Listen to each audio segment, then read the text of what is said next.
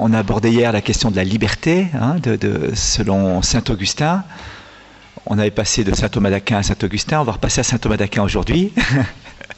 Si vous voulez bien, parce qu'on va essayer de voir aujourd'hui comment tout cela va s'incarner dans notre vie concrète. C'est-à-dire que ce que j'aimerais voir avec vous aujourd'hui, on est quand même en session d'anthropologie, comment nous fonctionnons en quelque sorte et quel est ce rapport entre la nature et la grâce. Ça reste un grand mystère, on ne va pas en faire le tour et on ne va pas tout saisir bien sûr, mais on va essayer de voir ce qui se passe entre l'émotion, le ressenti, et puis l'acte typiquement humain qui est la raison, qui est l'intelligence. J'aimerais insister là-dessus car je crois que c'est là que se situe une des crises fondamentales de notre société actuelle. Vous savez, on est arrivé avec le XVIIIe siècle dans l'ère qu'on a voulu être celui de la rationalité, de la raison, le triomphe de la raison. On a même érigé des temples à la déesse raison et Notre-Dame de Paris était devenu le sanctuaire de la déesse raison.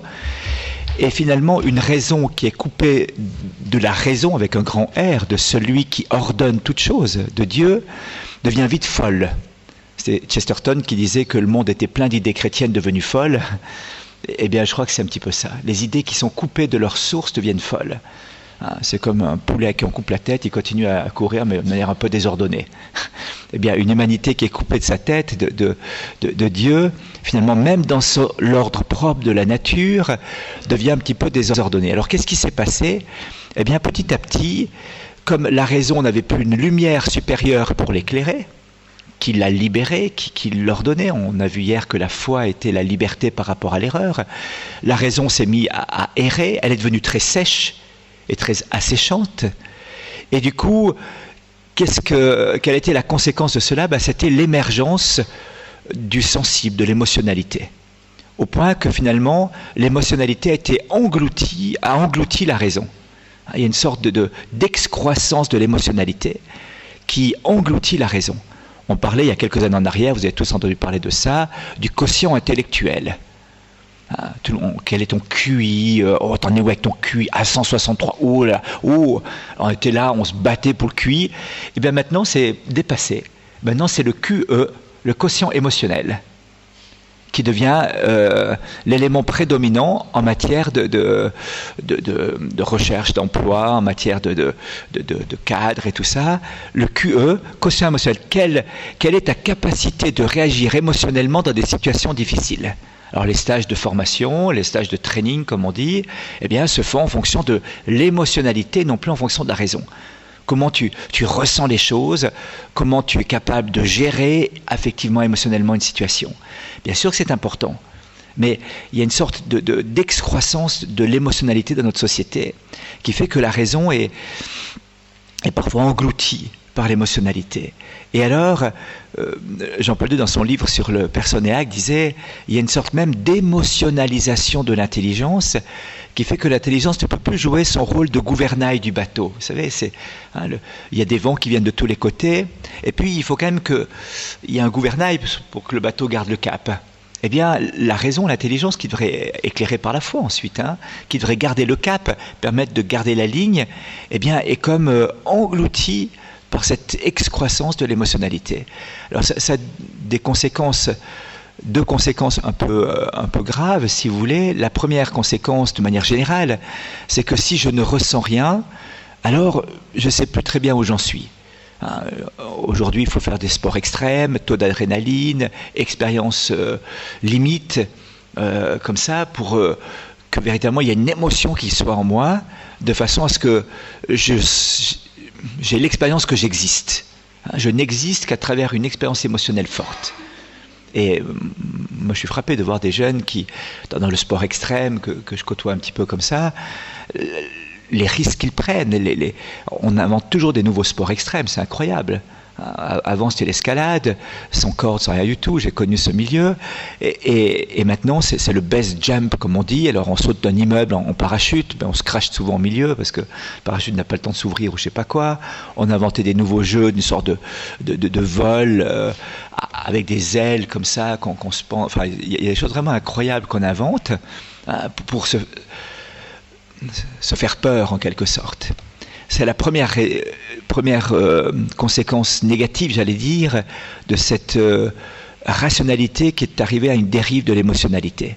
Et puis la deuxième conséquence, c'est que finalement, la valeur morale d'une chose, celle-ci elle est plus grave que l'autre encore, la valeur morale d'une chose va se déterminer au taux d'émotion que va susciter l'événement. On avait l'applaudimètre, vous savez, dans les émissions de télévision, on a l'applaudimètre. Alors, celui qui reçoit le plus d'applaudissements, c'est le meilleur.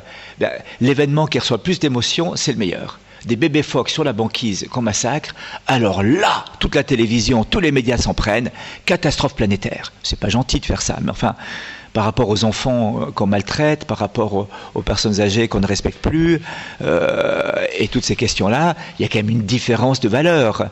Mais c'est vrai que dans un hôpital, des chaînes d'avortement sont moins visibles que des bébés phoques à qui on éclate la tête sur la banquise, comme ça. Alors là, tout d'un coup, on suscite une émotion immense, mais qui finalement n'est pas toujours en rapport avec la valeur, même si c'est pas bien de faire ça, mais c'est pas en rapport avec la valeur des vies en cause, voyez-vous. Un petit exemple tout bête, il y a quelques années en arrière, une dame qui meurt, qui était connue dans le monde entier, puisqu'elle a été prix Nobel, elle s'appelle Mère Teresa. Alors le monde entier est en émoi, et puis quelques temps après, sous le pont de l'Alma à Paris, une autre dame assez connue aussi pour ses frasques, se tue en heurtant le pilier du pont. Même émotionnalité, conclusion des médias, 2 saintes qui sont mortes. Alors, je veux bien pour la première, j'ai aucun problème avec la première, pour la deuxième, je ne la connais pas assez pour me déterminer, mais enfin, j'émets quand même quelques réserves. Dieu sait, je ne vais pas mettre à la place de Dieu pour sonder les cœurs, mais finalement, l'exemplarité de la vie de l'une et de l'autre n'était pas au même niveau. Juste ça. Je ne vais pas aller plus loin. Mais les médias ont dit, voilà, 2 saintes. Parce qu'une fois, cette fameuse Lady Di avait touché la rame de Mère Teresa à Calcutta. Et l'autre fois, elle était dans un bidonville quelque part avec sa bague à $300,000. Et puis là, on a dit, ça y est, alors là, vraiment, elle était voir les pauvres, c'est une sainte. C'est pas possible autrement. Parce que l'émotion suscitée par les 2 décès était identique. Le choc émotionnel était le même. Alors, la sainteté, pour les 2. Et la sainteté n'est pas une question d'émotion, elle est question de vie, de vérité de vie, vous voyez. Donc, il y a une sorte de dérive émotionnelle aujourd'hui. Il y a un très beau livre, d'ailleurs, si vous voulez approfondir un peu le sujet, qui a été écrit par un philosophe qui s'appelle Jean Romain, La dérive émotionnelle, qui est paru aux éditions de l'Âge d'Homme, je crois, ce livre, et qui est vraiment lumineux, parce qu'il montre comment cette société est en train d'être prise par ça, et finalement, il ne développe pas trop l'aspect que le rationalisme a tué la raison. C'est tellement vrai que moi je vois avec des gens intellectuels, mais pris dans un système de pensée qui est le système moderne actuel, eh bien parfois seule la redécouverte de la foi leur permet de revenir à Dieu. Je peux le dire parce qu'il a témoigné publiquement, un philosophe que vous connaissez peut-être en France qui s'appelle Henri Hude, qui était le directeur de Stan à Paris pendant un temps, était un idéaliste hegelien, enfin tout ce que vous voulez, voilà. Et puis il s'est converti. Et il m'a dit, enfin il le témoignait publiquement, je n'ai eu aucun doute à croire à la parole de Dieu, et quand la parole de Dieu disait ceci est mon corps, j'avais aucun doute de croire que c'est le corps de Dieu. Le doute qui m'a travaillé pendant 1 année en raison de ma formation philosophique, est-ce que le pain existe, oui ou non? Le pain du départ. Est-ce que le pain existe? Est-ce que l'hostie existe? Oui. Que ce soit Dieu qui soit là, ça ne posait pas de doute, la parole de Dieu ne posait pas de doute abstraitement, mais est-ce que ce que je vois existe? Ce que je touche existe? Ce n'est pas simplement une projection de mon imagination. Ce qui était le propre de la philosophie idéaliste. Les choses n'existent que dans ma tête et pas à l'extérieur de moi, ou c'est moi qui les crée. Eh bien, il m'a dit, c'était 1 année de combat intellectuel pour me dépolluer en quelque sorte. Et c'est comme si la foi l'avait dépollué de cette approche idéaliste, de cette philosophie idéaliste qui nie la réalité hors de moi. Et sur les 2 grands courants philosophiques du monde, si vous voulez, le courant idéaliste et le courant réaliste. Et le monde est marqué aujourd'hui profondément par l'idéalisme. C'est-à-dire que, et le subjectivisme par conséquent, puisque les choses n'existent que parce que moi je les pense, si je ne les pense pas, elles n'existent pas. Enfin, j'ouvre les yeux, vous existez, et je ferme les yeux, vous n'existez plus. Je suis seul dans la pièce. Ah non, vous existez, heureusement. Il y avait une philosophe qui s'appelle Jeanne Hersch qui faisait ce coup. Elle prenait un étudiant au début de ses cours, puis elle disait, voilà, alors comment tu t'appelles, dis-nous d'où tu viens, qu'est-ce que tu fais, voilà, maintenant tu sors, va dehors. Alors le gars, il ne comprenait pas très bien pourquoi il devait sortir, et ensuite elle posait la question aux étudiants, est-ce que Pierre existe? Alors les étudiants, bien sûr, on vient de le voir, mais qu'est-ce qui vous prouve, vous le voyez encore? Alors il y a toute une réflexion qu'elle essaie de dépolluer en quelque sorte ses étudiants à partir de cette expérience que finalement la personne n'existe pas abstraitement, qu'elle existe réellement, qu'elle existe même en mon absence, enfin tout ce qu'il y avait, on peut rentrer dans la philosophie comme ça, mais voilà. Donc ce que je voulais montrer maintenant, c'est un petit peu quelle est la structure de la personne humaine, telle que saint Thomas l'a synthétisée à partir d'Aristote, et puis comment se situe ce rapport entre l'émotion, l'intelligence et la volonté, et la grâce. Ces trois étages, j'allais dire, de la personne humaine, l'émotionnalité, qui est complètement importante, ce qu'on appelle les passions, dans le langage philosophique courant. Hein. C'est pas la même chose que la passion du foot, ou la passion de la moto, ou la passion de la musique, c'est pas ça. Hein. C'est ces émotions qui montent en nous dans une situation particulière.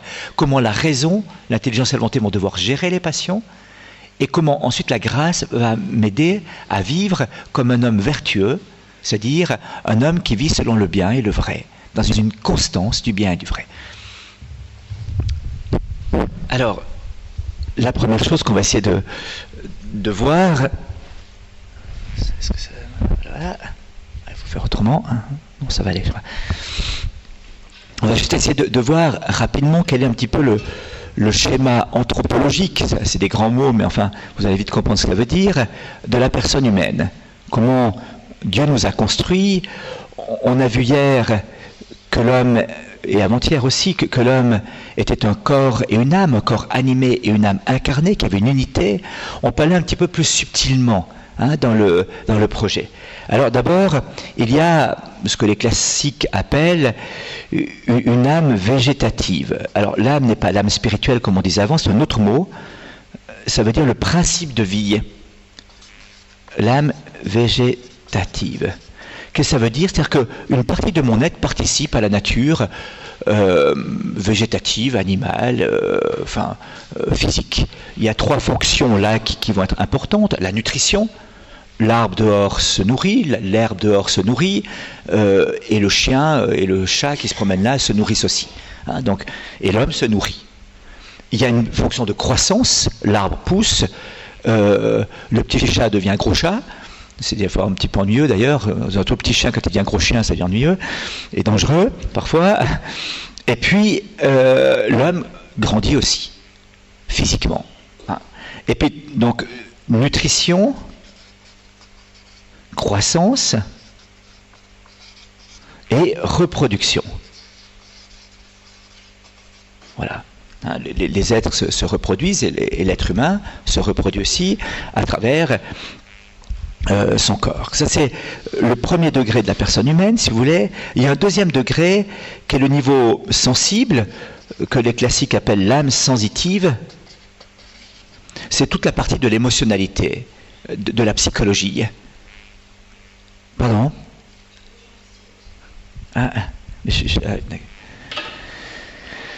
Donc l'âme sensitive, hein, celle qui est sensible. Je vous expliquerai tout à l'heure un petit peu ce que ça signifie. Et puis il y a finalement ce qu'on appelle habituellement et généralement l'âme avec un grand... Ça c'est le corps, si vous voulez. Hein, ici, si on prend l'autre détermination. L'âme spirituelle. Celle-ci est propre à l'être humain. Seul l'être humain a une âme spirituelle. Le chien n'a pas d'âme spirituelle, la vache non plus, et le cheval non plus, même s'ils sont sympathiques et que j'aime beaucoup. Hein. L'âme spirituelle a deux facultés, on en a fait déjà allusion, hein, l'intelligence et la volonté. Les deux moteurs de l'âme spirituelle. Alors, là, il y a un saut qualitatif, voyez-vous, qui se passe. C'est pas simplement une progression, c'est pas seulement une complexification. Certaines personnes disaient que la pensée était due à la complexité des neurones cérébrales ou du système cérébral de l'homme. Non, si l'homme se sert de son cerveau pour penser, la pensée ne se situe pas dans le cerveau. Elle se situe dans l'âme spirituelle et dans l'intelligence et la volonté. Par définition, puisqu'elle est spirituelle, elle n'est pas localisable matériellement. Première conséquence. Deuxième conséquence, puisqu'elle est spirituelle, elle n'est pas sensible émotionnellement. L'émotion se situe à ce niveau-là. Hein. Et ça, c'est toute la partie du cerveau. Et d'ailleurs, aujourd'hui, grâce aux neurosciences, on a pu découvrir que l'émotion de la peur, l'émotion de la tristesse provoque dans le cerveau telle animation, telle coloration quand on analyse. Et donc, on arrive à situer en quelque sorte où se situe la mémoire dans le cerveau, où se situe telle émotion, où se situe telle chose. Enfin, il y a des gens qui sont très compétents pour nous parler de ça. Voilà. Donc là, on est dans l'ordre cérébral, si vous voulez. Hein. Là, on est dans l'ordre spirituel. L'âme ne se situe pas et elle est... Merci. Merci beaucoup, tu es gentil. Elle est donc non sensible, et puis elle est le propre de la personne humaine. Et c'est là que se situe toute la question de la liberté, toute la question de l'inhabitation de Dieu dans l'être humain. Dieu habite l'âme spirituelle. Une petite parenthèse que je fais, toute cette partie-là est accessible au monde extérieur, on le verra tout à l'heure, et même aux esprits. Notre affectivité, notre sensibilité, nos passions, notre émotion, notre mémoire, notre imagination, enfin tout ça, sont accessibles aux anges de lumière, d'autres anges gardiens, comme aux anges des ténèbres. L'âme spirituelle, Dieu seul y accède. C'est le sanctuaire secret où Dieu seul y accède. Et c'est donc, même chez les personnes possédées, par exemple, hein, il restera toujours cette partie absolument inviolable de la personne humaine, à partir duquel peut ressurgir la liberté qui permet de se libérer, ou d'être libéré, comme ça. Hein, et ça, c'est important de savoir qu'il y a une partie en nous qui est absolument impénétrable, si ce n'est par Dieu seul.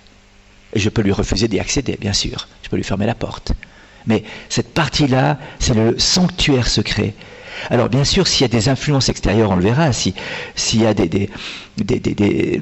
si ma sensibilité est très affectée, j'aurai de la peine à exercer mon intelligence et ma volonté, puisque l'intelligence et la volonté fonctionnent quand même à partir de ces données-là. Il n'y a pas si je distingue profondément cette partie physique, matérielle, si vous voulez, cette partie spirituelle, ce n'est pas pour la séparer. Il y a une unité de la personne humaine, il y a une correspondance, il y a une interaction. Hein, ce sera un peu long d'en parler, mais si on prenait le processus de connaissance, la connaissance passe par les choses externes, elle arrive dans les choses internes, elle est décortiquée par l'intelligence, on appelle le phénomène d'abstraction, elle va provoquer ma volonté à agir avec tout un système. Il y a 12 étapes pour une prise de décision, hein, entre l'intelligence et la volonté, un va-et-vient comme ça. Si vous voulez, je peux vous donner le petit schéma si ça vous intéresse d'approfondir la question. Et puis ensuite, ma volonté va ordonner à mon corps d'agir, et voilà, je vais poser un acte. Hein. Je veux venir à une retraite, je décide de venir à une retraite, il va falloir me déplacer, me bouger, accepter, et puis ensuite passer à l'acte comme ça. Il y a tout un mouvement qui est fait de connaissance. Alors, je ne vais pas m'étendre trop longtemps là-dessus, mais ça, c'est le schéma. Que se passe-t-il ici, puisque c'est de cela dont on va parler maintenant, et ensuite nous parlerons de ça. On va s'arrêter assez longuement sur cette question de l'âme sensitive, c'est-à-dire cette partie émotionnelle, sensible en nous. Eh bien, ce qui est merveilleux, voyez-vous, c'est que l'être humain est un être d'ouverture, on l'a déjà vu, et qu'il y a 2 niveaux d'ouverture au niveau de l'âme sensible, sensitive. Il y a d'abord les 5 sens externes, vous les connaissez, la vue, l'odorat, le goût, l'ouïe et le toucher, hein, ces 5 sens externes qui me mettent en contact avec le monde extérieur. Et puis il y a 4 sens internes, et c'est ceux-là sur lesquels j'aimerais m'arrêter un peu plus longuement, parce qu'ils sont fondamentaux. 4 sens internes, c'est le sens commun, je vais vous les définir après, c'est la mémoire, c'est l'imagination, et c'est un mot un peu compliqué, mais vous verrez, c'est assez simple à comprendre, c'est la cogitative. Alors ça, c'est un mot un peu plus compliqué, mais alors, puisqu'elle est compliquée, habituellement on le laisse tomber quand on fait de la philosophie ou qu'on fait un cours, parce qu'on se dit ouïe, comment expliquer la cogitative? D'abord on ne sait pas très ce que c'est, et pourtant c'est capital. Vous allez voir que c'est central dans notre réaction émotionnelle et affective. Voilà, donc vous avez vu 5 sens externes, ouverture, qui ensuite vont devoir les données des sens externes vont être traduites dans les sens internes. C'est dans le cerveau. Je vois quelque chose, mais mon œil perçoit uniquement la lumière. C'est mon cerveau qui ensuite interprète cette lumière, la décortique. Hein. Et si l'œil voit précisément la lumière, mon cerveau peut voir avec des erreurs parfois les choses, hein, peut mal interpréter les choses. Alors, si je reprends un petit peu ces différents éléments des sens alternes, eh bien, le sens commun, c'est cette capacité que nous avons en nous d'associer la connaissance de différents sens externes. Les sens externes sont très précis. Hein, le toucher va me donner le sens de la rugosité, par exemple, ces choses-là, ou de la chaleur et du froid, hein, le toucher. Maintenant, si je dis ce mur est en crépi, rugueux, c'est pas mon œil qui peut me dire ça. Mon œil voit la couleur, voit la lumière, mais ne voit pas la rugosité. Mais parce qu'un jour j'ai touché le mur et que j'ai vu qu'un mur rugueux avait des ombres, mon œil est capable de dire tiens. Hein, quand un mouton voit un loup arriver, c'est pas la couleur du loup qui lui fait peur, voyez-vous. C'est autre chose. Hein, c'est ce que signifie le loup pour un mouton. Voilà. Mais c'est bien l'œil qui a vu, et l'œil ne voit que la couleur et la lumière. Il est noir, ou brun foncé. Même si on peignait le loup en vert, je pense que le mouton détalerait. Hein, vous comprenez? Parce que d'un coup, ça signifie autre chose pour lui. Alors, le sens commun associe des données des sens externes, hein, me donne une certaine connaissance, parce que c'est utile, mais je peux me tromper. Il y a des peintures en trompe-l'œil, vous savez. Hein, vous dites, tiens, il y a une porte là-bas. Oh, non, il n'y a pas de porte. Tiens, j'avais cru voir une porte, ou j'avais cru voir une fenêtre, j'avais cru voir une sorte de décrochement du mur, et puis non, c'était fait en trompe-l'œil. Hein, voilà. Donc, je peux être trompé par rapport à ça. La mémoire est un sens interne, pas comme on l'entend habituellement peut-être, mais un sens interne qui permet de représenter des faits passés. Hein, avec la charge émotionnelle qu'il y avait dans ce fait, tout ce que le fait signifie ou a signifié au moment du passé. Je rends présent, grâce à ma mémoire, un événement passé avec à la fois l'événement tel qu'il s'est produit dans les faits et à la fois la manière subjective dont j'ai ressenti l'événement. Hein, c'est une donnée brute comme ça qui va être déterminante dans ma vie affective après. Hein, parce qu'une mémoire blessée, une mémoire douloureuse par rapport à certains événements, je donnerai quelques exemples tout à l'heure, eh bien, va provoquer des réactions après un peu blessantes aussi ou désordonnées. Hein, voilà. L'imagination, c'est le disque dur de l'ordinateur, si vous voulez. Hein, c'est un stockage d'images visuelles, olfactives, sensitives, que je garde en moi. Alors l'imagination a deux fonctions, de reproduire ces images. Hein, vous voyez, la mémoire est rattachée vraiment à l'événement du passé avec la charge affective, l'imagination uniquement les images comme telles, et je peux les reproduire ou les combiner. Hein, c'est le côté, ce qu'on appelle la fiction, ou la composition de l'image. Je peux très bien dessiner un centaure, par exemple, c'est-à-dire un corps d'animal et une tête, un corps d'animal et une tête d'homme. Très bien, mais ça n'existe pas dans la réalité. Je peux très bien dessiner un Goldorak, hein, ou je sais pas quoi. Très bien, je peux le faire. Mais j'ai pris que des éléments dont j'avais eu l'expérience et que j'ai composé de manière un peu originale. C'est tout. L'imagination n'invente rien finalement. On n'invente rien, on compose des choses dont on a eu connaissance. C'est intéressant de savoir ça parce que, voyez-vous, on ne pourra jamais imaginer le futur, ni imaginer des choses dont on n'a pas l'expérience. C'est impossible. Chaque fois que j'essaie d'imaginer l'avenir, eh bien, je suis faux. Parce que par définition, je ne le connais pas, et par définition, je ne pourrai que l'imaginer avec des choses connues. Et composant avec des choses connues l'avenir, ça sera nécessairement faux, puisque étant inconnu, je ne peux pas me le représenter. De la même manière que je ne peux pas me représenter la résurrection de la chair, ou je ne peux pas me représenter le ciel, je n'en ai pas l'expérience. C'est l'objet de la foi et non pas de l'imagination. Vous comprenez? Parce que l'imagination ne peut travailler que sur ce qu'elle a connu, par expérience, par connaissance sensible. Je stocke des images que j'ai expérimentées, comme ça. Eh bien, si c'est des choses à venir ou si c'est des choses d'une autre réalité, je ne peux pas me les représenter. Et c'est assez intéressant d'ailleurs de voir aujourd'hui l'excroissance de l'imagination. Hein. Parce que devant l'angoisse, c'est Simone Weil, la philosophe, qui dit ça aussi, devant l'angoisse du monde, devant le fait que l'avenir est quand même peut-être un petit peu inquiétant malgré tout pour chacune et chacun, on ne sait pas de quoi demain sera fait. S'il n'y a pas la foi, s'il n'y a pas l'abandon confié entre les bras du Père, s'il n'y a pas le lâcher-prise entre les mains du Père, l'avenir est angoissant. Le quotidien est aussi angoissant.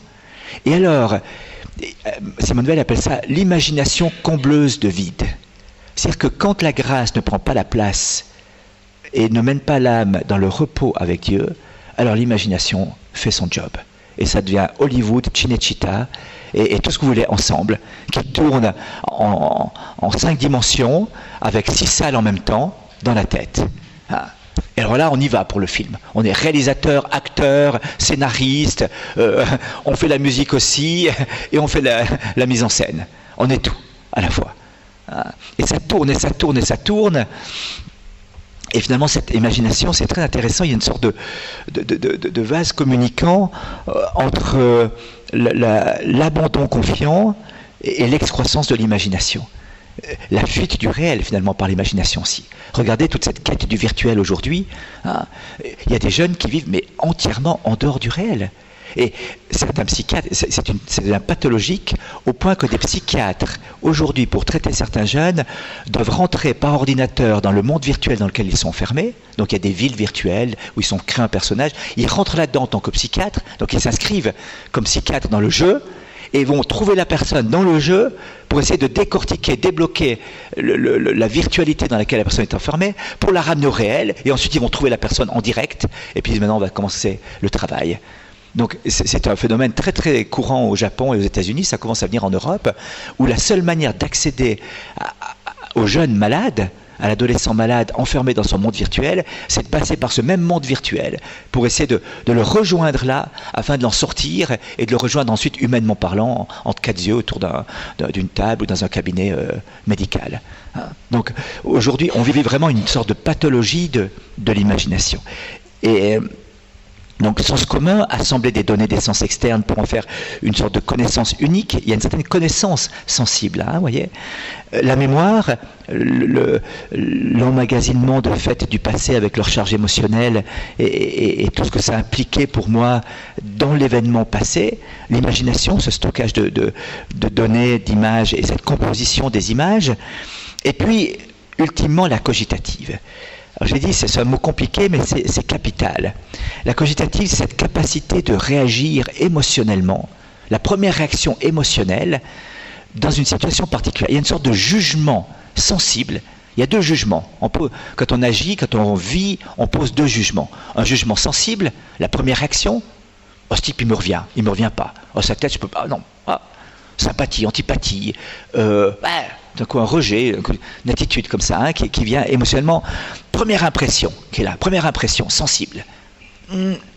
Pas bon pour la santé. Si vous prenez à minuit le soir dans une gare, vous avez une série de jeunes avec une crête et le couteau entre les dents, immédiatement vous dites pas bon pour la santé ici, pas bon. Vous allez mieux partir. Ah. Pas besoin de grandes réflexions pour ça, vous voyez.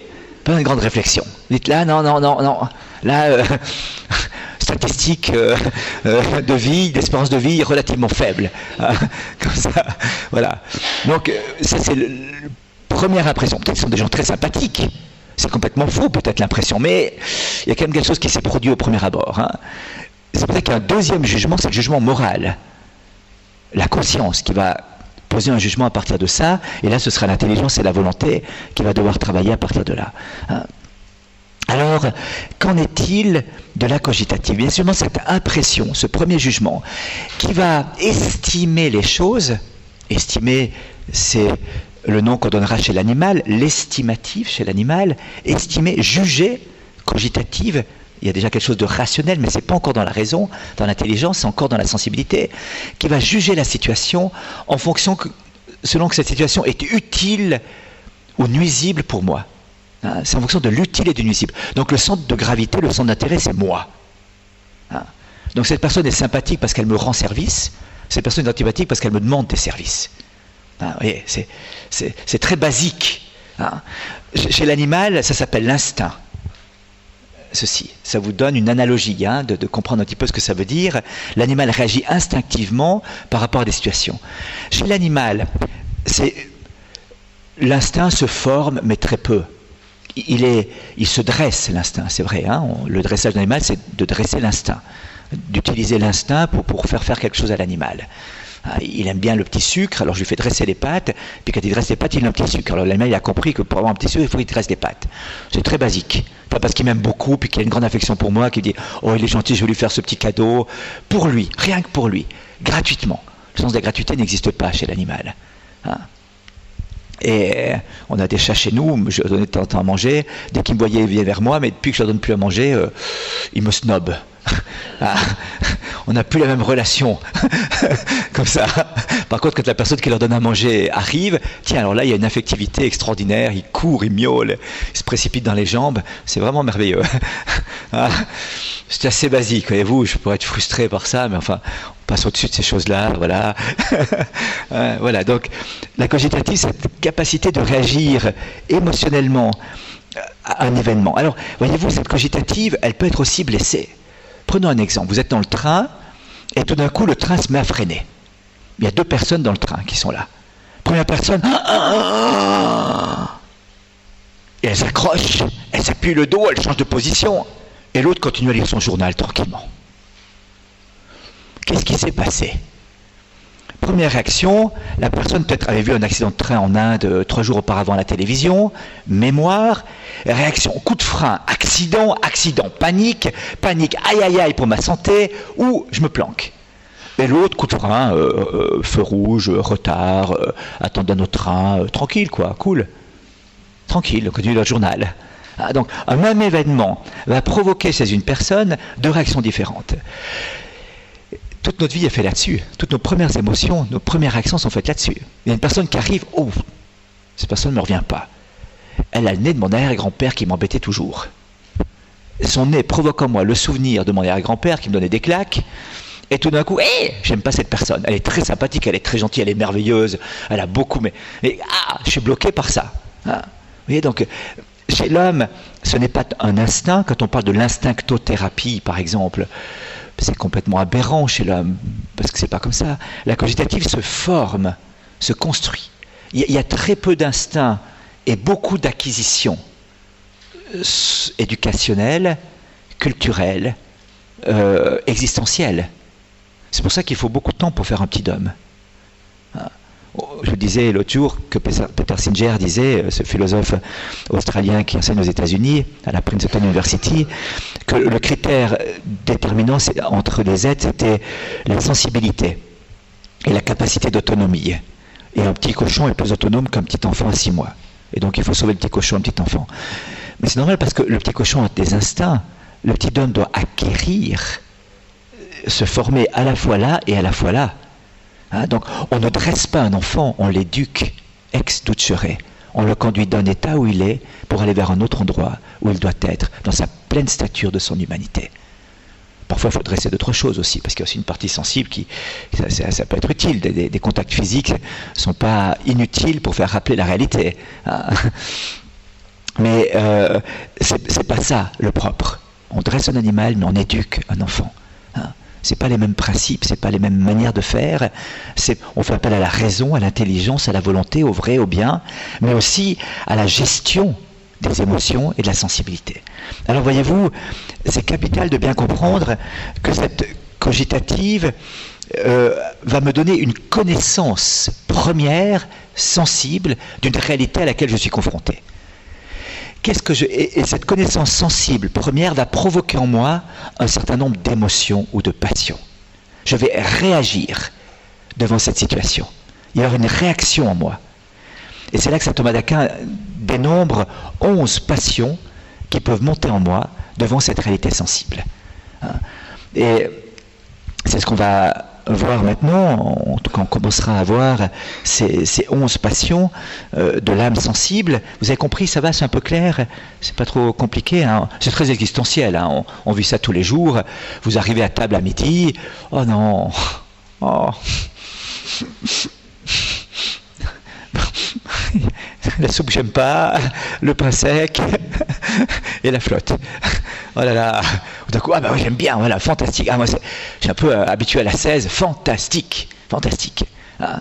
On voit, quand les Français arrivent en Suisse, des fois, à la fin du repas, on garde le couteau, il n'y a pas de fromage. Il n'y a pas le fromage. Alors le couteau est là, il reste désespérément seul, au bord de la table, parce qu'il n'y a pas le fromage.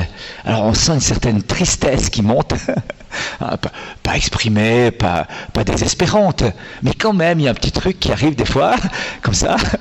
Hein, ou alors un ami restaurateur m'a raconté qu'un jour, des gens étaient venus comme ça, puis il a demandé une fondue à manger. Alors, il mange la fondue, et à la fin, il dit, et vous avez du fromage, s'il vous plaît, avant le dessert.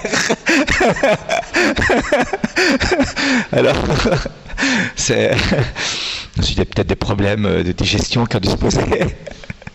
Voilà, donc ça va, hein, l'âme végétative avec ses trois fonctions, nutrition, croissance reproductive, qu'on partage végétative, ça montre bien que c'est du niveau assez élémentaire, mais important. Hein, il n'y a pas de qualification négative là derrière, voyez-vous, c'est un ordre de la personne humaine, et chaque degré de son ordre est important. Si je ne me nourris pas, ou si je ne grandis pas, ben, il y a un problème. Hein. L'âme sensitive, c'est capital. Mon ouverture aux autres, mes sens, hein, et en même temps, mes sens internes, tout ce que le cerveau va opérer est extraordinaire. Mais ça ne définit pas l'homme. Ce qui va définir l'homme, ou la différence spécifique, ça va être l'intelligence et la volonté. Et c'est là que va se jouer la liberté. Et c'est là que va se jouer la gestion des émotions. Alors, on va voir maintenant quelles sont ces 11 passions, toute ressemblance avec des personnages existants ou ayant existé purement fortuite, et le fruit d'une analyse précise de la personne humaine. Vous allez le voir. Donc vous avez compris, nous étions à la partie intermédiaire, on n'est pas du tout dans la partie supérieure, on n'est pas en morale, il n'y a rien de moral dans ce que je vais vous dire, c'est simplement des réactions qui vont naître en nous, et qui sont absolument fondamentales, ces fameuses passions, hein, fondamentales, et je disais que le bouddhisme, finalement, ou l'attitude du prince Siddhartha, de Bouddha, avait été justement de se bloquer, de ne plus ressentir ces passions. Comme nos passions sont parfois désordonnées, comme elles sont parfois violentes, comme elles sont parfois excessives même, je pense à des processus un peu de maniaco-dépression ou comme ça, hein, la violence est tellement grande que ça devient non maîtrisable. Et donc il va falloir aider par un médicament ou par une thérapie à réguler ces choses-là, hein, ces passions. Mais donc ne pas vouloir les ressentir, c'est se couper complètement de la réalité. Et c'est donc capital de pouvoir ressentir ces émotions, ces passions. La question n'est pas de les ressentir ou pas, la question c'est qu'est-ce que j'en fais. Et ça sera l'objet de la deuxième partie, cette présentation, la gestion des émotions et des passions. Hein. Avec l'intelligence et la volonté, avec la grâce de Dieu. Alors, saint Thomas d'Aquin nous montre, à la suite d'Aristote d'ailleurs, qu'il y a dans notre âme sensitive deux mouvements qui vont être importants. Le mouvement qu'on appelle du concupiscible et le mouvement de l'irascible. Alors, en termes plus clairs, ça veut dire que je suis attiré vers le bien, vers tout ce qui va pouvoir me compléter. J'ai soif, je vois une bonne bière, je suis attiré vers elle. Je l'aime bien. Hein. J'arrive le midi, j'ai faim, je vais manger. Je vois quelqu'un qui me fait un beau sourire et qui est sympathique, coup de cœur, quoi. Hein, voilà. Ou alors je suis répulsé par rapport au mal. C'est ce qu'on va voir tout à l'heure. Hein. L'irascible, c'est ce bien ou ce mal en tant que difficile à atteindre. Hein. Vous avez soif, vous avez envie d'une bonne bière, elle est juste à côté, vous la prenez, vous la buvez. Vous avez soif, vous dites, je boirais bien une bière. Oui, il faut aller au magasin à 3 km à pied. Bon, laisse tomber, je bois de l'eau. Vous voyez, parce qu'il y a un effort à faire pour obtenir le bien ou pour fuir le mal. Et donc ça c'est le propre de l'irascible. C'est le bien en tant que difficile à obtenir ou le mal en tant que difficile à éviter. Alors, maintenant par rapport à ces événements, il y a 3 possibilités quand on se situe dans le temps. La première possibilité c'est qu'il s'agit d'un bien ou d'un mal présent. Enfin, d'abord, il y a 2 attitudes, le bien ou le mal. Et là aussi, le bien ou le mal. On pourrait dire autrement l'utile, puisqu'on n'est pas dans le bien moral, c'est pas au niveau de la morale, hein, la sensibilité, l'utile ou le nuisible. L'utile ou le nuisible. Voilà. Ce que je ressens comme utile pour moi ou comme nuisible pour moi. C'est pas nécessairement bien moralement ou mal moralement. Hein. Je sens comme très utile et comme un bien pour moi d'aller manger un gros morceau de gâteau comme ça. Seulement j'ai le diabète. Ou le petit enfant, la maman dit à son enfant, tiens, prends du sirop contre la toux, c'est très bon. Et l'enfant dit, il est deg ton sirop, maman. Ben, les deux ont raison. Mais pas au même niveau. Au niveau du goût, c'est dégueulasse. Au niveau du bien pour la santé, c'est très utile, c'est très bon. Et alors maintenant, il faut faire passer l'enfant du niveau du goût au niveau de l'utile. Mange des épinards, c'est très bon pour la santé. Mange des carottes, c'est très bon pour la vue et pour la peau. Ouais, elles sont avec tes carottes, bon. Mais non, c'est très bon. Mais non, c'est pas bon. Mais oui, c'est très bon. Mais non, c'est pas bon. La conflictualité, elle peut aller assez loin comme ça, parce qu'on n'est pas au même niveau, voyez-vous. Alors, le bien et le mal peut être futur, ou il peut être possédé, c'est-à-dire présent, c'est-à-dire devant moi, mais pas encore possédé, puis là, je l'ai possédé. Alors, il y a des réactions qui vont monter en moi devant ce bien ou ce mal. Si c'est un bien présent, eh bien ce sera un amour pour ce bien, ou un attrait, si vous voulez, autrement, hein, vu. Et si c'est un mal, j'aurai une sorte de haine qui montera en moi. Ce bien et ce mal, c'est la manière dont je me le représente avec tout mon vécu. Vous vous souvenez, hein, c'est la réaction qui va naître en moi par rapport à une réalité extérieure, mais avec tout mon vécu dans la cogitative. Alors, et avec mon imagination aussi. Hein. Donc, je me représente ce bien comme étant utile pour moi ou un bien pour moi, et je l'aime. Et puis, de l'autre côté, ben, j'aurai une haine ou une répulsion par rapport à ça. Alors, c'est assez intéressant d'analyser ça, parce que ça, c'est l'amour affectif, l'amour sensible. Le centre d'intérêt, c'est moi. Et je peux passer de l'amour à la haine sans aucune difficulté.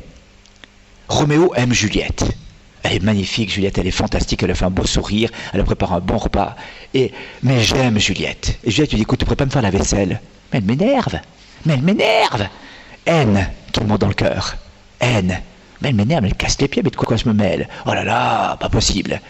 Bah écoute, moi je ferai la vaisselle. Oh, mais elle est gentille, mais je l'aime, elle est fantastique, ma Juliette. Mais alors, par contre, tu pourrais aller faire le jardin. Oh non, mais elle m'énerve. Parce que ça me dérange. Et vous voyez, je passe de l'amour à la haine, suivant que la manière dont la réalité extérieure est perçue par moi, qu'elle m'est nuisible ou utile, ou qu'elle est bonne ou mauvaise pour moi. Hein. Et si on en reste uniquement à l'amour affectif, ben alors on sera sans arrêt ballotté de l'un à l'autre. Sans arrêt ballotté. Hein. Et finalement, j'avais un jour un jeune qui venait, et une fille, et puis elle me dit, je ne sais pas si mon copain il m'aime ou il m'aime pas. Puis je lui dis, écoute, moi je le connais pas ton copain, je sais pas, mais raconte-moi un petit peu. Ah, le soir, on sort le samedi soir ensemble, alors on est là, il m'embrasse pendant un moment, ensuite il me plante là, il va avec ses copains, boire des bières, ensuite il revient, il m'embrasse, il me prend dans ses bras, et puis moi je dis, mais j'ai pas envie de faire que ça, quoi, on pourrait pas aller ailleurs, ah tu me casses les pieds, mais je t'aime bien, enfin voilà. Alors est-ce qu'il m'aime ou il m'aime pas? Je dis, écoute, est-ce que tu aimes les glaces Magnum, vous savez, Elle me dit, oui, j'aime bien. Je dis, tu prends un six-pack de Magnum, 6 glaces, et tu les manges toutes. T'arrives, oh ben non, 1, 2, c'est fini, hein. Je dis, tu vois, c'est la même chose. Le mot aimer, à ce niveau-là, a plusieurs sens. Entre aimer une pomme, aimer un steak, aimer une personne, c'est de la même nature dans l'amour affectif. Hein. C'était le Jean Cocteau, je crois qu'il disait ça. Quand tu dis j'aime les fleurs, tu les coupes. Quand tu dis j'aime les oiseaux, tu les mets en cage. Quand tu dis j'aime les chiens, tu les tiens en laisse. Quand tu dis j'aime les pommes, tu les croques. Et quand tu me dis je t'aime, j'ai très très très peur. Tu me mets en cage, tu me tiens en laisse et tu me croques et tu me prennes pour toi, quoi. Hein. Le mot amour a une même, est très ambigu en français. En grec, Benoît XVI l'a rappelé, il y avait Eros, il y avait Philia, il y avait Agapé, il y avait Storge, il y avait différents degrés d'amour qui disaient des choses différentes. En français, on a j'aime. J'aime mon chien, j'aime quelqu'un. Ah bon, alors c'est le même amour. Non, c'est pas la même réalité. J'aime pas une personne comme j'aime mon chien ou j'aime une pomme, vous comprenez? Hein. Et dans l'amour sensible, je passe de l'un à l'autre sans aucune difficulté. Par rapport à un bien futur, eh bien, il y aura le désir ou il y aura la fuite. Pour la femme qui attend son mari, parce qu'il était absent pendant 15 jours, elle se réjouit de le revoir, il y aura le désir de voir l'être qui vient, des gens sensibles comme ça. Hein. Si c'est le percepteur d'impôts qui doit débarquer, vous comprenez, il n'y aura peut-être pas la même réaction. Hein. Et c'est peut-être plutôt la fuite. Non, dis je suis pas là, je suis pas là. Non, non, je suis pas là. Ma femme me fait dire qu'il n'est pas là. C'était Jean Guiton qui disait ça. Quelqu'un venait sonner à la porte et puis il y a un très beau livre de Jean Guiton qu'il a écrit à la fin de sa vie, c'est Lettres. Des lettres qu'il écrit à différentes personnes qui sont imaginaires, et il y a une lettre à sa femme. Alors il disait, et quand quelqu'un téléphonait que je voulais pas voir, ou qu'il venait à la porte, je voulais pas voir, je disais, dis que je suis pas là. Alors mon mari me fait dire, qui est juste à côté, qu'il n'est pas là. Vous ne pouviez pas mentir, disait-il à sa femme. Voilà, hein, donc il y a une fuite de quelque chose qui me semble nuisible, qui me semble mal. Hein. Un événement, une circonstance. Vous avez eu des bisbilles avec quelqu'un, vous la voyez, vous changez de trottoir. Mais même sans décider, hein, vous n'allez procher pas spontanément de la personne. Moi je vois avec des jeunes, des fois, ils sont des fois amoureux. Alors non, j'essaie de gérer un petit peu ces histoires-là, quand ils sont en stage de désintoxication, de cure, souvent des compensations comme ça. Alors on leur dit, au bout de 5 jours, écoutez, on est 25, et vous êtes toujours les deux, l'un à côté de l'autre au repas. Mais non, c'est pas vrai, tu te fais des idées. Mais non, on a vu de nos yeux vus, vous êtes toujours à côté, l'un de l'autre. Mais non, en tout cas, on n'a pas fait exprès. Ah ça, je crois bien que vous n'avez pas fait exprès. Je crois bien, il n'y a aucun problème, je ne doute pas de ça, mais faites attention, faites exprès maintenant de ne pas être à côté de l'un de l'autre. Voyez ? Parce que autrement, vous allez vous réfugier dans un cocooning à deux et vous n'allez pas faire le chemin de guérison qu'on vous propose. Vous substituez votre drogue et tout ça par une compensation affective exclusive qui finalement ne va pas vous guérir. Hein, comme ça, voilà. Alors, on passe devant un bien ou un mal futur du désir. On peut passer du désir à la fuite. Hein. Ah, cette personne, elle est géniale, je l'aime beaucoup, mais finalement, elle est exigeante, elle me met en cause, je dois chaque fois me remettre en question quand je suis avec lui. Mais pourquoi tu fais ça comme ça ? Mais qu'est-ce que tu m'embêtes avec ton pourquoi ? Oh là là, je fais ça comme ça, je fais comme ça. Oh là là, je veux éviter ces questions, donc j'éviterai la personne. Hein, pourtant, elle est très sympathique, j'aime bien discuter parce qu'elle a une discussion très intéressante, elle me raconte des choses passionnantes. Alors à la fois, j'ai le désir de la voir et à la fois, j'ai pas envie de la voir. Hein. J'aimerais bien, puis j'aime pas en même temps. Je voudrais bien, puis je veux pas. Hein. J'aimerais bien faire ce truc, ce voyage là-bas. Ouais, j'aimerais bien aller là-bas parce que c'est vraiment super, tu vois, moi, aider les personnes, découvrir d'autres trucs. Mais en même temps, j'aimerais pas. Parce qu'il y a la mousson, parce qu'il y a des moustiques, parce qu'il faut bouger de mon petit confort. Alors, je sais pas, mais j'aimerais bien, puis j'aimerais pas. Et je me comprends plus, disent les gens. Oui, parce que c'est pas au même niveau. Quand tu te représentes le bien du voyage, tu as le désir de le vivre. Quand tu te représentes l'aspect nuisible et mal du voyage, tu as le désir de te casser. Ben voilà, c'est ça. Hein, nous, avec les jeunes, je veux sortir de la dope, mais en même temps, quand il est là, il fait une fugue. La fugue, c'est ça, la fuite. À un moment donné, je ne supporte plus une situation et je dois fuir. Des fois, je me fuis moi-même parce qu'il y a un mal en moi que je n'arrive plus à supporter. Alors, c'est l'activisme à outrance, c'est la fuite dans les plaisirs, dans le virtuel, je parlais tout à l'heure, dans la télévision, des heures de télévision, d'ordinateur, comme ça. Et hein, on voit ça dans les familles, combien de souffrances dans les familles parce qu'un des conjoints est en fuite perpétuelle, soit dans l'activisme, soit dans la télévision comme ça, parce qu'il y a quelque chose en lui qui ne supporte pas, ou en elle qui ne supporte pas. Et alors je fuis, toujours en train de fuir, sans jamais oser affronter une fois ce mal, ou ce que je ressens comme un mal, et qui me fait fuir de moi-même ou fuir des autres. Hein, voyez, on ne peut pas rester à la maison. Pas rester à la maison. Mais quel est le mal qu'il fuit, puisqu'il ne peut pas rester là. Voilà. Par rapport à... On peut revenir après, on fera encore un petit circuit après. Par rapport à un bien possédé, il y aura un plaisir qui sera là. Et par rapport à un mal possédé, il y aura une tristesse qui viendra. Intéressant là aussi de voir ce qui se passe. Hein. J'ai envie d'une bière, j'ai eu du plaisir, je l'ai désiré, donc j'étais là l'acheter, j'ai eu du plaisir, je l'ai bu, fantastique. Merci Seigneur. J'ai envie d'une bière, j'en ai acheté 10, j'en ai bu 10, je suis mal. Tristesse. Alors j'essaie de combler la tristesse par des plaisirs qui vont me remettre dans la tristesse, parce que 1000 plaisirs ne feront jamais un bonheur, vous voyez, à ce niveau-là. 10 000 plaisirs ne feront jamais un bonheur, puisque le bonheur est à un autre niveau, il est au niveau de l'âme spirituelle, qu'on verra après, hein, il est là en haut, qui est de vivre selon le bien moral, le bien de mon être tout entier, et selon la vérité. là il y a un bonheur qui va en résulter. Et même plus haut que le bonheur, il y aura une béatitude quand tu vivras en Dieu. Hein. Mais 1000 plaisirs ne feront jamais un bonheur. Et je vais passer du plaisir à la tristesse sans arrêt, combler ma tristesse par des plaisirs, mes plaisirs me mettront toujours dans la tristesse, et je serai ce va-et-vient permanent.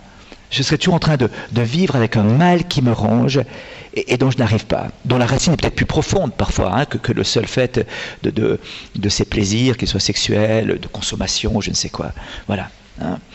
Alors, vous voyez, le plaisir est attaché à un acte, mais il n'est pas constitutif de l'acte. Ce qui fait la bonté d'un acte, c'est l'aspect moral de l'acte. Mais ça, on le verra après, hein, on le verra après-midi. Voilà. Donc, il y a ce plaisir et cette tristesse que je vais ressentir. Et c'est frappant. Des fois, dans un chemin de conversion, je rencontre Dieu, c'est bouleversant, c'est fantastique. J'ai vécu ma conversion. Et puis après, je change de vie, bien sûr. Et tout d'un coup, je ressens des fortes tristesses sensibles. Pourquoi ? Parce que je suis privé d'un bien auquel j'étais attaché avant et puis auquel j'ai renoncé, d'une vie de plaisir auquel j'ai dit non, c'est plus ça la vraie vie, donc j'y renonce, et ma sensibilité va ressentir cela comme un mal. Et donc il y aura un grand bonheur qui va commencer à croître, mais peut-être pas très sensible au départ, après le premier événement de la conversion, mais une tristesse qui sera très sensible, qui sera là. Et je m'inquiète, je me dis mais comment ça se fait ? J'ai rencontré Jésus, puis je redeviens triste. Tu deviens triste sensiblement en vue de faire émerger un bonheur spirituel en toi. Hein? Et donc, voyez-vous, ce phénomène nous permet de comprendre un petit peu ce qui se passe en nous. Hein? On verra après comment décortiquer nos émotions avant de les gérer. Par rapport, maintenant dans l'aspect difficile, du bien ou du mal difficile à obtenir ou à éviter, par rapport au bien présent, au mal présent, il n'y a rien. À moins qu'on vienne d'une certaine région du monde. Vous savez, on raconte dans cette région du monde, qui est une île quelque part en Méditerranée, il y avait un bonhomme qui était sur son hamac en train de se balancer comme ça, et puis un ingénieur agronome vient près de sa personne et dit « Alors ça va ici, ça pousse bien ?» Rien qui pousse. Comment rien qui pousse ici Je suis ingénieur agronome, il me semble que la terre c'est pas mal quand même. Rien qui pousse, rien. Il dit « Mais écoutez, plantons du maïs par exemple. » Ah bien sûr si vous plantez. Ah oui, si vous plantez, alors là c'est clair. Voilà. Alors qu'on soit, à part cet état pathologique de paresse, qui, si je dois. C'est aussi un gars qui aussi est assez paresseux, puis il dit mais tu sais, faut pas travailler. Il faut prendre ce que tu trouves, comme ça tu piques, tu voles, comme ça. Alors le gars dit ah bon, c'est comme ça que c'est comme ça que je vis. Alors il arrive un jour, puis il voit le porte-monnaie. Puis il dit, je commencerai à travailler demain. Je ne vais pas le prendre tout de suite. Voilà, alors, à part ces cas extrêmes, il n'y a pas d'émotion d'irascible qui va naître devant un mal ou un bien présent. Hein. Par contre, quant au bien et au mal futur, là, il va y avoir deux réactions possibles dans chacun des cas. Où j'estime, j'imagine, je me représente le bien ou l'objet comme étant atteignable, ou je me le représente comme étant inatteignable. Là, si je me le présente comme atteignable, je vais avoir l'espoir de l'obtenir. Et là, si je me le présente comme inatteignable, j'aurai le désespoir. Hein, voilà. Si le mal me paraît évitable, j'aurai l'audace de l'affronter. Si le mal me paraît inévitable, j'aurai la peur qui va naître en moi. La peur, l'angoisse. Hein. On comprend beaucoup de choses avec ça. Alors, un petit exemple, je vais passer un examen, par exemple, pour un jeune. Waouh, je vais réussir, pas de problème. Waouh. Ouais, moi je suis doué, je suis fort. Rien étudié. Grand espoir de réussir, parce que grande estime de soi, planté total à l'examen. Ah. Ou alors, dans un autre cas, il se dit, ah mon Dieu. À la page 23, je ne sais plus où était la virgule, si c'était avant le mai ou après le mai. Mince, je vais me planter à mon examen. Tout le reste, je sais par cœur, mais il y a juste ce petit point. Je vais me planter. Je me représente ce petit événement comme étant une montagne. L'examen me paraît absolument inatteignable et j'arrive complètement désespéré, je perds tous mes moyens à l'examen. Parce qu'une petite chose de rien du tout, dans ma représentation imaginative, va me dire « mais t'arriveras jamais, t'es vraiment trop nul, quoi. T'es vraiment trop nul, t'arriveras jamais. C'est pas possible, pas pour toi. » inatteignable. Alors, je vais passer aussi de l'un à l'autre. Je vais me présenter un travail. Je me présente ce travail comme étant génial. Il y a un aspect fantastique, je désire ce travail. Un aspect ennuyeux, j'ai pas trop envie de ce travail. J'ai quand même l'espoir de l'avoir parce que j'ai quand même des compétences. Je désespère parce que finalement il y a encore d'autres personnes qui sont compétentes aussi. On est plusieurs sur la liste. Et tout d'un coup, voilà, désir, fuite, espoir, désespoir, machin, flou. Et le combat intérieur, je passe d'une émotion à l'autre sans arrêt. Parce que, tout ça naît de la cogitative ou de l'imagination.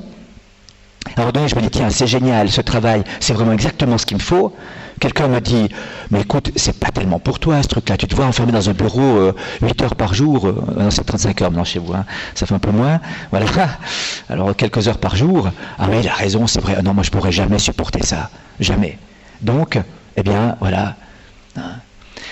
Quant au mal, où j'estime qu'il est évitable, ou j'estime qu'il est inévitable.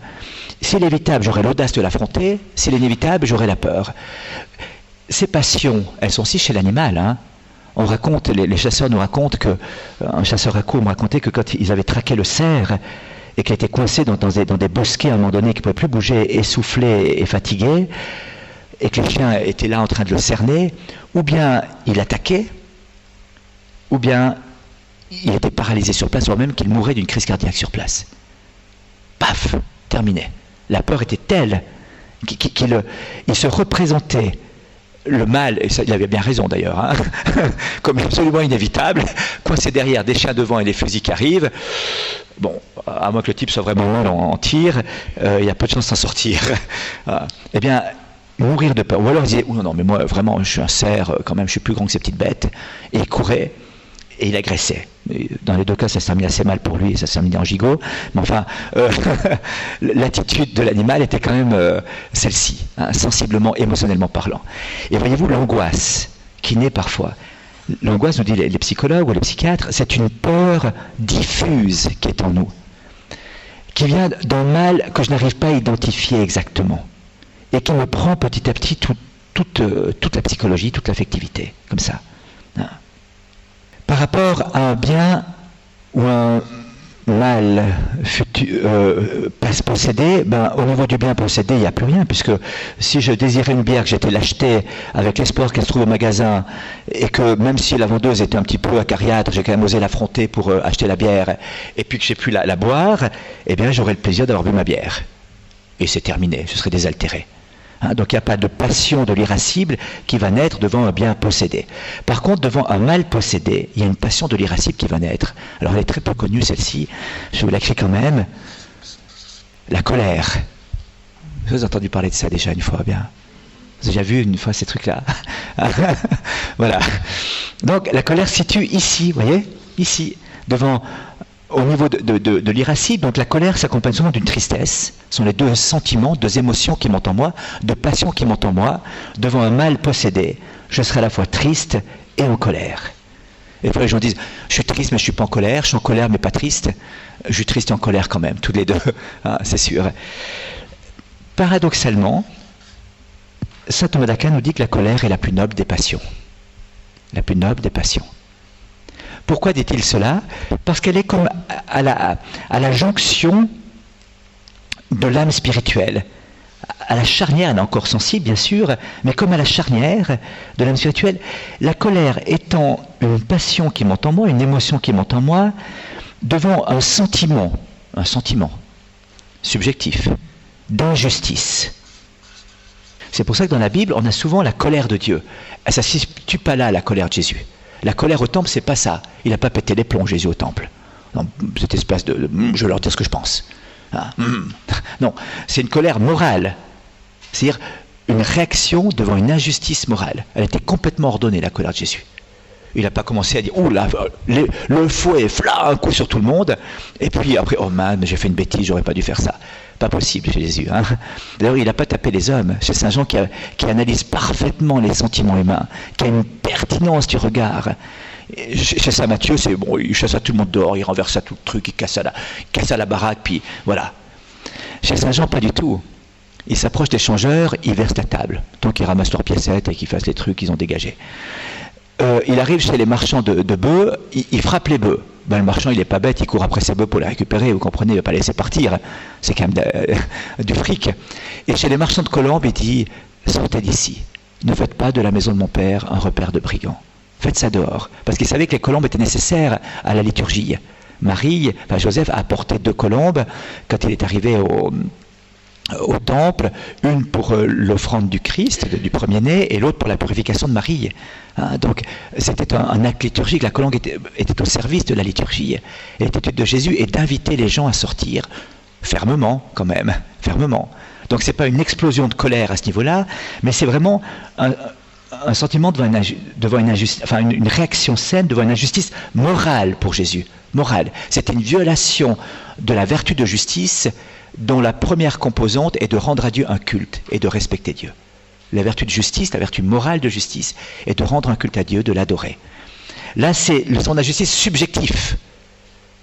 Il y a une grande personnalité qui passe à côté de vous et qui ne vous touche pas la main. Colère. Comment une personne comme ça, passant à côté de moi, ne me touche pas la main? Il ne s'est pas arrêté. Passé avec son cortège, avec les flics devant et tous les motards, et il ne s'est pas arrêté pour me dire bonjour alors que moi j'étais là sur le trottoir. Il se prend pour qui? Colère. Et je ne voterai pas pour lui à la prochaine élection. Vengeance. Le vice de colère, le péché capital de colère, comme on l'appelle, ce qu'on appelle la colère, parmi les 7 péchés capitaux, c'est en fait pas la colère là, c'est la vengeance. C'est le désir de rétablir la justice en me vengeant. Il m'a pas salué, je le bouderai. La prochaine fois que je le verrai, je le snob. Je lui dis rien, je le boude. Il aura comprendra comme ça. Voilà, il m'a fait ça, eh bien, il aura compris. Alors ça, c'est le péché. Là, c'est pas un péché de ressentir de la colère. Tout à fait légitime. Il peut avoir une telle estime de soi que la colère monte très souvent, parce que faire une chose comme ça à moi, me contrarier moi, m'embêter moi, me demander à moi cette chose-là, oh là là, pour qui se prend-il ou pour qui se prend-elle? Et tout d'un coup, la colère monte très souvent, parce que j'ai une telle estime de moi, que finalement, j'estime qu'il y a beaucoup d'injustice à mon égard. On ne me traite pas avec les égards qui me sont dus, on me fait faire des choses, j'ai pas le respect qui m'est dû, on contrarie mes idées, mes pensées, c'est inadmissible puisque moi je pense juste et que les autres pensent faux. Voilà.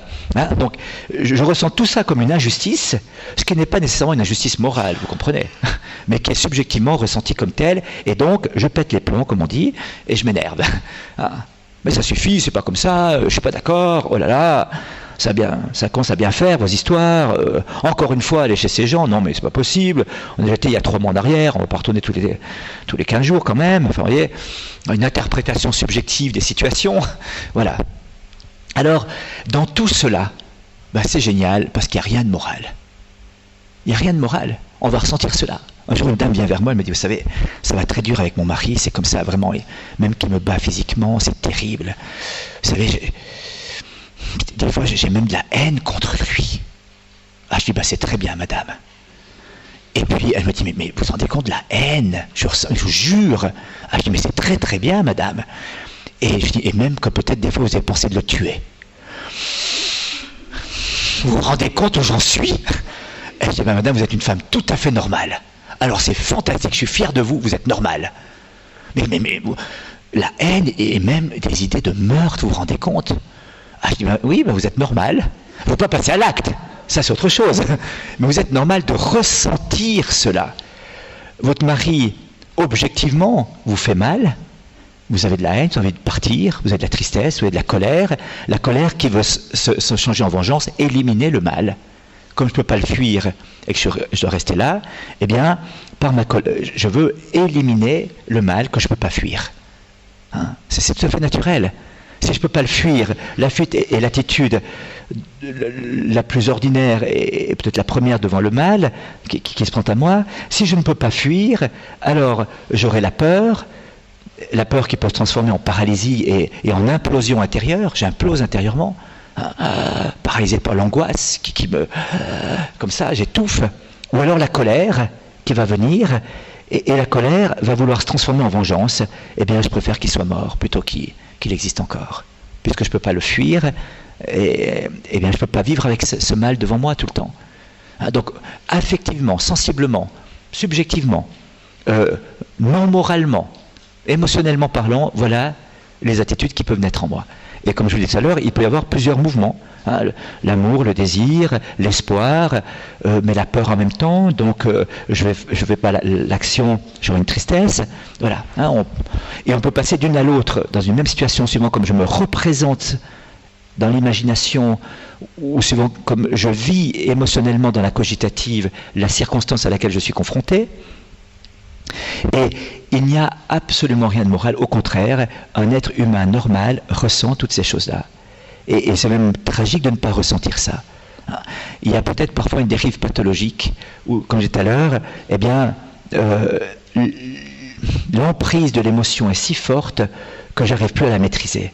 Hein, je passe enfin, ce qu'on appelle le caractère cyclotimique ou bipolaire, comme ça, parfois, hein, de passer d'une grande tristesse à une grande joie, entre parenthèses, qui est finalement un plaisir, comme ça, et la vague, elle est tellement forte que finalement, je n'arrive plus à maîtriser. Parfois, la peur peut être tellement paralysante, elle peut être transformée en angoisse, on l'a vu tout à l'heure, que finalement, eh bien, je suis bloqué par ça. Hein, ou parfois mon audace peut être complètement déréglée et finalement je prends des risques complètement démesurés dans des choses. On faisait un jour de l'escalade avec un ami, et puis je lui dis, mais il me dit on va faire cette voie. Je dis mais cette voie, écoute, c'est un peu difficile pour nous, en tout cas moi je grimpe pas en tête. Il dit ouais mais pas de problème, moi j'y vais, pas de souci, tu verras. Alors il commence à grimper, génial, fantastique, oh fantastique, le pied géant, fantastique. Un peu plus loin il me dit assure sec, hein, t'assures sec, hein, t'assures bien, hein, t'assures bien.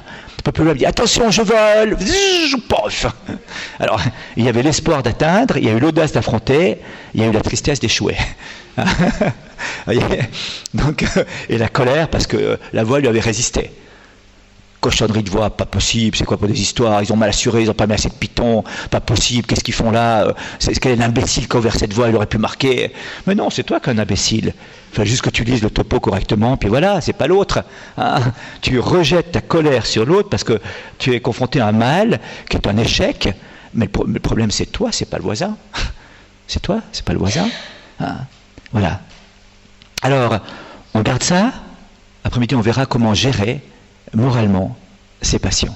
Comment l'intelligence et la volonté vont venir s'insérer là-dedans, prendre en compte cette réalité, et puis me faire poser un acte humain. Hein, ça c'est un acte normal, de l'animal en moi, je vais dire, mais pas dans le sens négatif du terme, dans le sens tout à fait digne et positif, cette nature sensible qui m'est constitutive de ma personnalité. Et puis on va voir ensuite comment ce qui est propre de l'homme va devoir agir par rapport à ça pour que j'humanise toutes ces passions, que je les ordonne au bien et au mal moral à ce moment-là, et non pas seulement sensible. Et puis comment la grâce, ensuite, va venir là-dedans pour m'aider à gérer mes émotions et mes passions, et faire de moi un être humain debout, véritablement épanoui, tendu vers le bien, tendu vers le vrai, structuré, en ordre, 2 pieds sur la terre, la tête sur les épaules, et le cœur tourné vers le ciel. Ça, c'est la splendeur de l'homme, de l'être humain. Voilà, merci.